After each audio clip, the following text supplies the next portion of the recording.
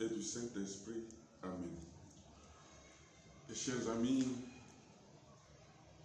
la grâce et la paix vous soient données de la part de Dieu notre Père, de Jésus-Christ notre Seigneur et de l'Esprit Saint. Nous voici invités à méditer cette semaine sur la croix, sa place et son importance dans l'histoire du salut, dans l'histoire de notre salut. Et pour cela, nous allons découvrir ce que c'est que le salut.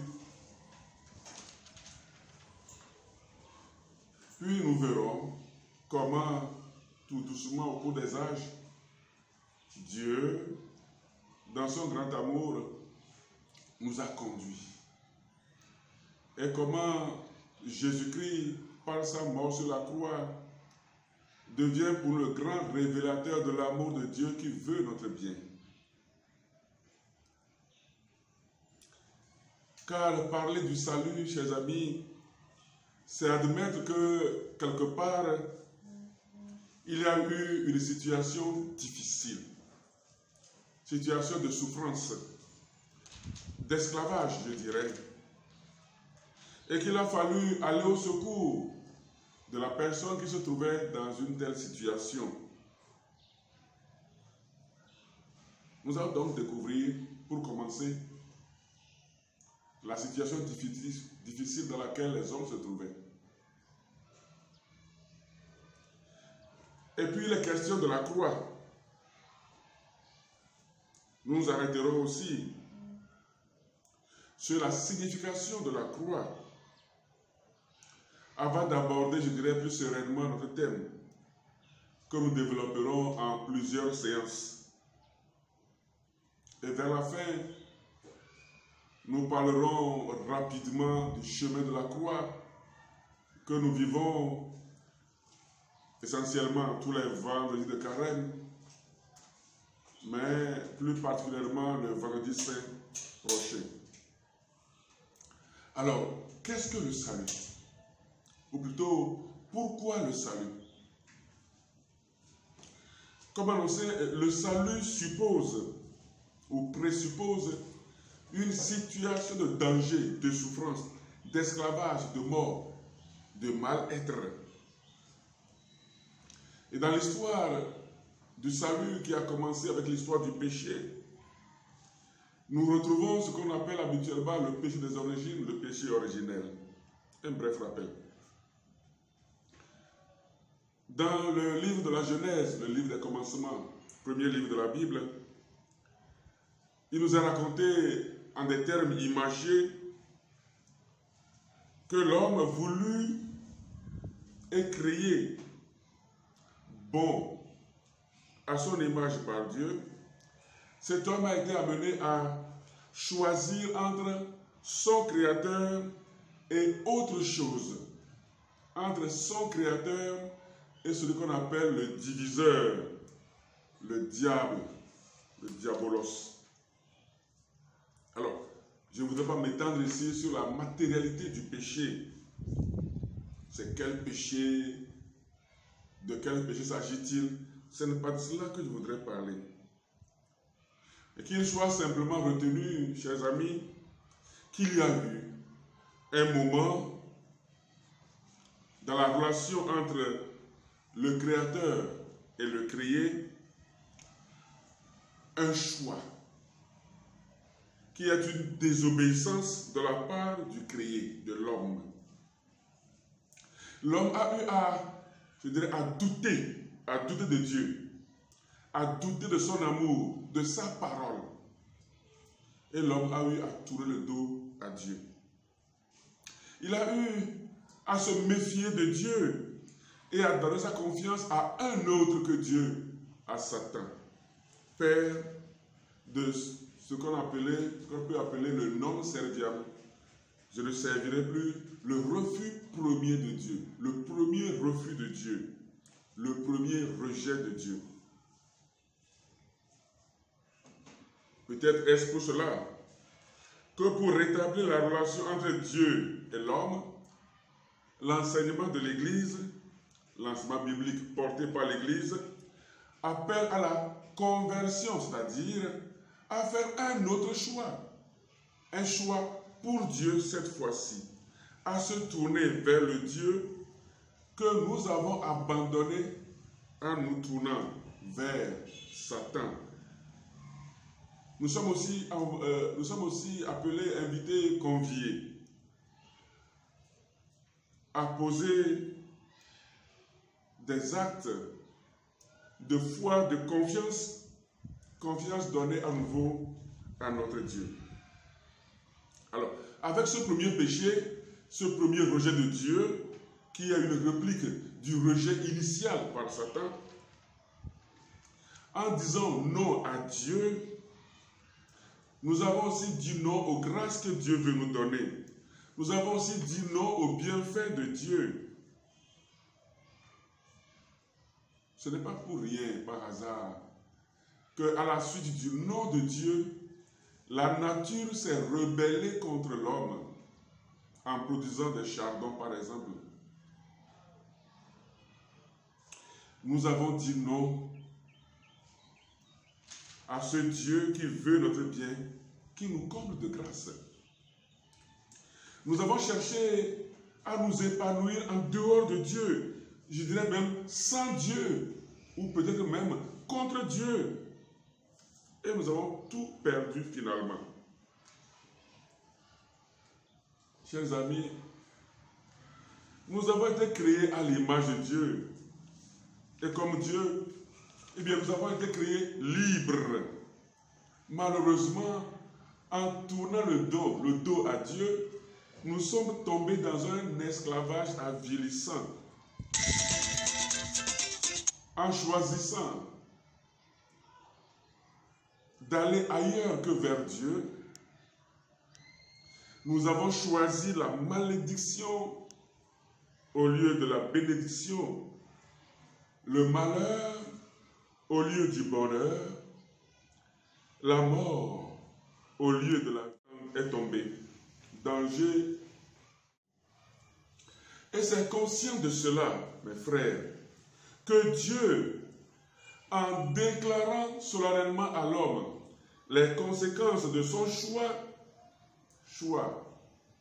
de dire non à Dieu, eh bien le Seigneur Dieu a pris soin de glisser aussi la promesse du salut dans ce qu'il est convenu d'appeler le proto-évangile. Genèse chapitre 3, verset 15. Je mettrai une hostilité entre toi et la femme, entre ton lignage et le sien. Il t'écrasera la tête et tu l'atteindras au talon. C'est là la première annonce du salut. Et c'est là aussi un appel à l'espérance.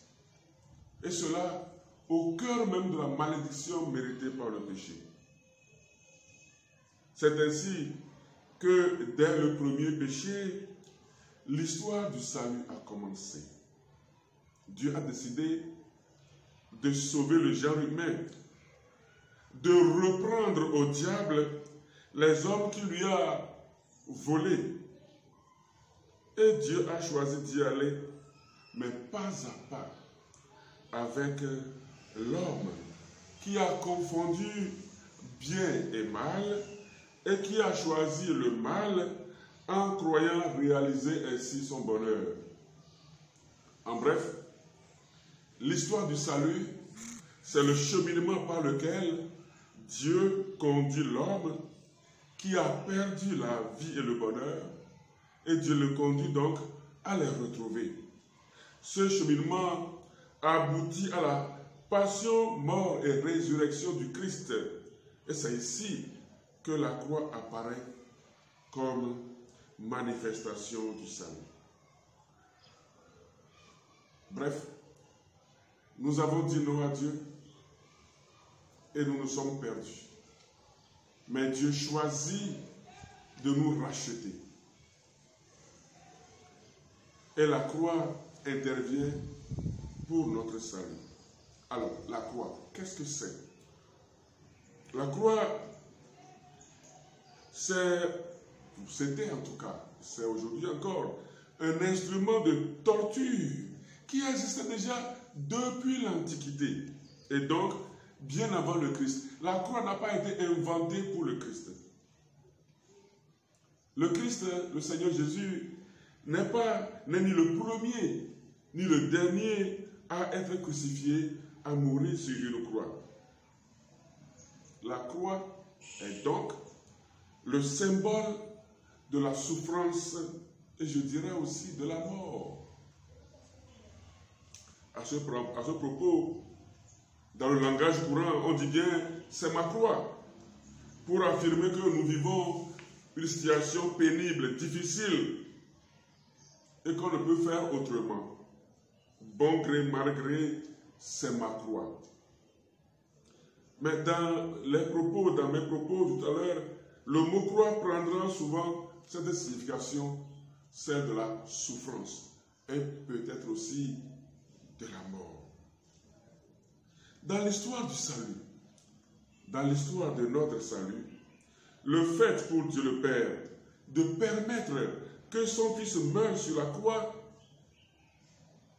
est une manifestation des plus éloquentes de l'amour de Dieu pour l'homme pécheur.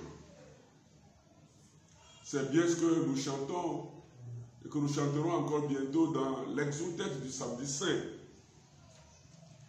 où nous proclamons avec l'Église que pour sauver l'esclave, Dieu n'a pas hésité à livrer son Fils. Et nous disons, heureuse faute qui nous valut un tel sauveur. Ainsi donc, nous pouvons comprendre que la croix est une révélation de l'amour de Dieu, de l'amour fou de Dieu pour l'homme, l'homme en pleine perdition.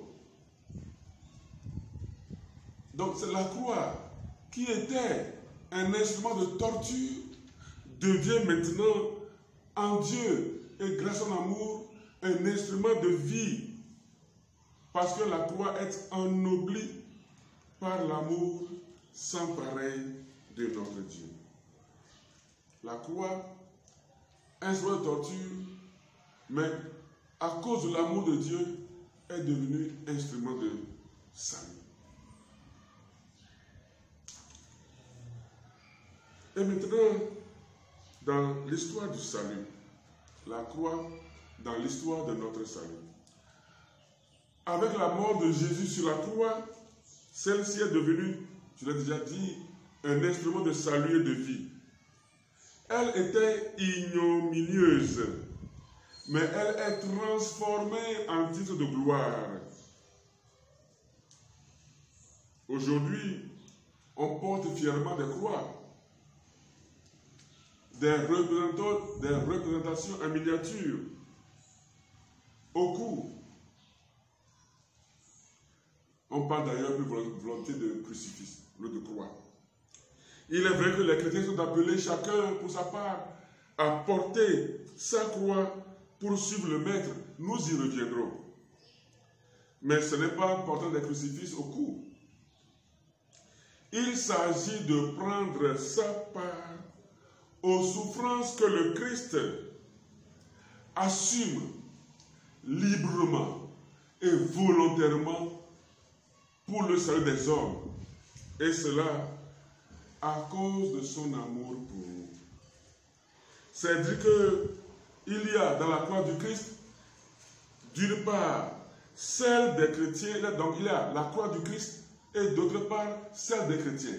Le Christ a porté la croix, et les chrétiens sont appelés à porter aussi leur croix.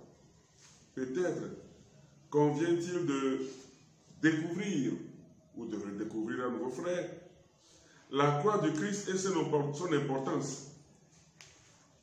Et c'est après avoir découvert la croix du Christ, après avoir découvert donc la croix du Christ, que le chrétien comprendra le sens de sa croix.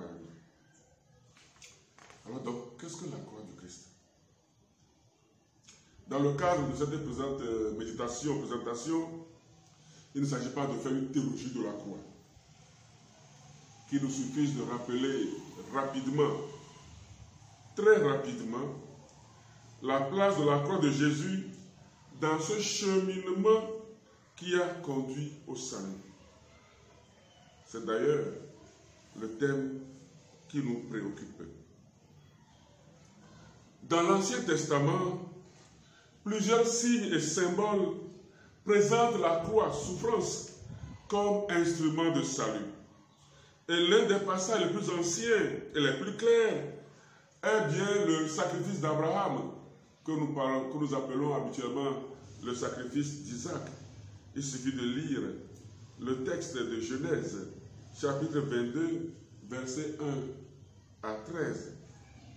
Dans ce passage, nous voyons Abraham qui, sur recommandation de Dieu, met du bois, fagot de bois, sur la tête de son fils Isaac, qu'il s'apprête à immoler, comme Dieu lui demande. Et plusieurs auteurs chrétiens ont vu en Isaac l'image du Fils de Dieu. Isaac, le fils de la promesse qui portait le bois sur lequel il allait mourir, est l'annonce de Jésus qui allait porter lui-même la croix sur laquelle il allait mourir lui aussi. Relevons qu'il y a une différence cependant. La différence est que Isaac n'est pas mort vraiment, mais que Jésus, lui, il est vraiment mort. Plusieurs prophètes, dans l'histoire du peuple d'Israël, ont annoncé la souffrance du Messie et sa mort pour le salut du genre humain. Mais le plus explicite parmi ces prophètes, c'est, me semble-t-il, Isaïe, avec son enseignement sur le serviteur souffrant. On pourrait lire avec profit Isaïe, chapitre 42 à 54. Permettez que je lise ici pour nous un passage. Isaïe chapitre 52, verset 13 à 53, verset 12. Oh, prenons encore un extrait, le texte est long. Prenons un extrait de ce passage. Commençons par le chapitre 53, verset 1. Qui a cru ce que nous avons entendu dire, et le bras de l'Éternel, à qui s'est-il révélé? Comme un surgeon, il a grandi devant lui, comme une racine en terre aride, sans beauté ni éclat pour attirer nos regards, et sans apparence qui nous eût séduits. Objet de mépris, abandonné par les hommes, homme de douleur, familier de la souffrance, comme quelqu'un devant qui on se voile la face. Méprisé, nous n'en faisions aucun cas. Or, et ce passage est important, or, ce sont nos souffrances qu'il portait et nos douleurs dont il était chargé. Et nous le considérions comme puni, frappé par Dieu et humilié. Mais lui, il a été transpercé à cause de nos fautes. Il a été écrasé à cause de nos péchés. Le châtiment qui nous rend la paix est sur lui. Et dans ses blessures, nous trouvons la guérison. Alors, on peut continuer le passage. Mais c'est pour dire que déjà Isaïe, qui avait aussi prédit la naissance du Messie d'une vierge, eh bien, le même Isaïe nous parle ici, nous prédit aussi les souffrances de ce Messie qui viendra au nom de Dieu pour sauver les hommes tombés dans l'esclavage du péché et promis à la mort. Ce texte, nous le lisons et le méditons habituellement le vendredi saint, c'est-à-dire bientôt.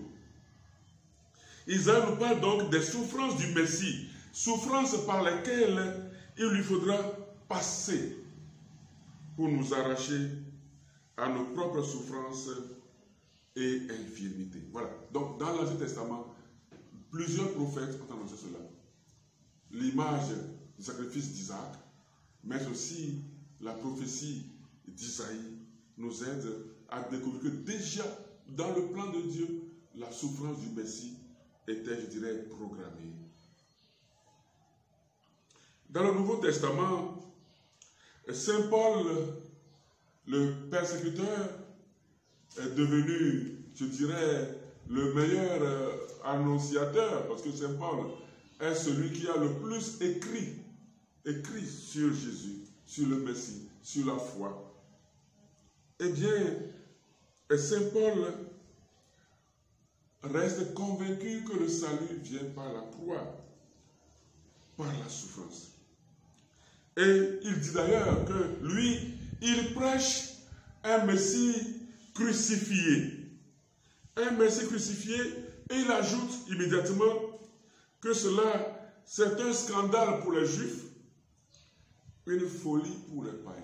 La croix est scandale pour les Juifs et folie pour les païens. Je vous invite à méditer un peu sur cette péricope de 1 Corinthiens chapitre 1 verset 23 et à nous demander pourquoi la croix est un scandale pour les Juifs et une folie pour les païens. Alors, retrouvons-nous tout simplement dans un monde juif. Dans un monde juif où mourir sur la croix n'est pas le genre de mort prévu. Parce que chez les Juifs, la mort rituelle, c'est la mort par lapidation. Vous vous souvenez sûrement de l'épisode de Saint Étienne, qui a été lapidé jusqu'à la mort.